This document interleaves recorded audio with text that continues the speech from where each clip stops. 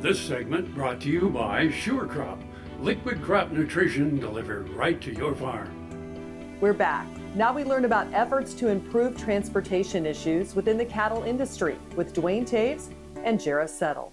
Duane Taves joining us again here on Ag AM in Kansas, and an opportunity to catch up with Jara Settles with the Livestock Marketing Association. Jara, we think about transportation issues within the livestock industry. We've kind of been battling it for a couple of years now. We've gotten a little bit of clarity concerning some of the rules and regulations, but the realities are the livestock business, it just isn't the same as dry goods. Absolutely. Livestock have to get where they need to go in a fast, safe, and efficient way from an animal welfare perspective, as well as to keep costs down for the American consumers. So we think about LMA and their involvement within the industry, obviously representing auction markets primarily, but really a part of the whole cattle industry and what you represent and look out for. Yeah, absolutely. All the livestock that are sold at a market had to get there some way. So even if they were brought in on goosenecks from a local producer, they have to go somewhere. And for our members that are on the West Coast or the Northwest or the Southeast, a lot of times those cattle, especially feeder cattle, have to go a really long ways to get to the central plains here, kind of in the feeding belt. Current law only allows them to drive for 11 hours, and that's just not enough.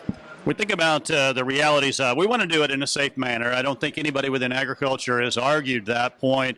But there is an economic threshold and an animal health threshold when we think about the cattle, particularly that come into Kansas and the central part of the country for the Flint Hills and a feedlot industry that we have. We do see some long-haul cattle that we just can't afford to stop, drop, and unload and load them again. Absolutely. The haul in and of itself is stressful on those livestock. They're at a time in their life, especially feeder cattle, that is also stressful on them from a health perspective. Adding to that a stop and an unload, that's just too dangerous, not only for those livestock, but for also the person who's hauling them. Unloading somewhere that they're not familiar with, at a pen system that may or may not even exist halfway along their route, just really isn't an option.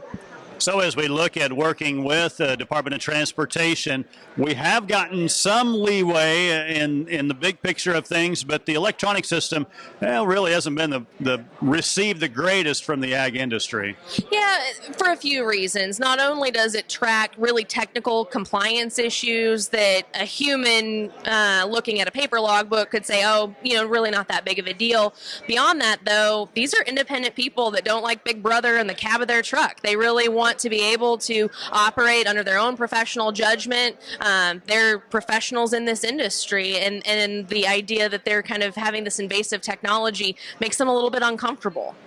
Other issues, Jara, that LMA is looking at in regards to the ag industry? Yeah, absolutely. On the transportation topic, I think the ELDs at some point will be a reality for our haulers.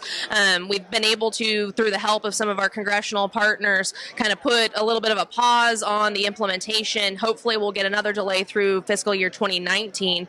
In the end, though, it's an hours of service problem. We just need more time. So NCBA, LMA, Farm Bureau, and the fish and bee hauling industries have submitted a petition to Federal Motor Carrier Safety Administration asking for 4 additional drive time hours. In exchange for that, there would be more safety training. It would only be available to our safest drivers, and there would be more documentation required. It's all about safety. All right, thanks to Jara Settles with LMA, Livestock Marketing Association, joining us here on Ag AM in Kansas. Jamie, we'll send it back to you. Thanks, Duane. Come back after the break for this week's Kansas Farm Bureau update. Ag Promo Source is a unique group of marketing specialists with one mission: help your ag business grow. Each affiliate has their own area of expertise, and they work together to bring you advice, products, and services. To get started, visit agpromosource.com. Ag Promo Source. Together we grow. I had this horse. It was a good horse, except for when the wind was blowing above 30 miles an hour. Wind was blowing about 35, 40, and I saddled him up, rode him out to the end of the lane, and I thought, well, he's doing pretty good. And about 6 jumps later, I was laying on the ground and thinking, boy, my shoulder sure hurt. I kept waiting, and it didn't get better, and so I went to orthopedic surgeon, and that showed that I had torn rotator cuff. And said, well, I have to do surgery.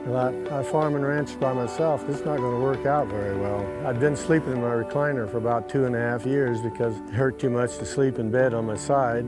I'd heard about Kansas Regenerative Medicine Center on the radio. Gotten down there at 8 o'clock in the morning, and by 11:30 the procedure was all over. They just took some fat out of my side here and spun that down for about 45 minutes and then injected it in my shoulders, and I was on my way. It's something you don't hear about, but I thought it was worth a try, and I'm really pleased. It's really worked out well for me.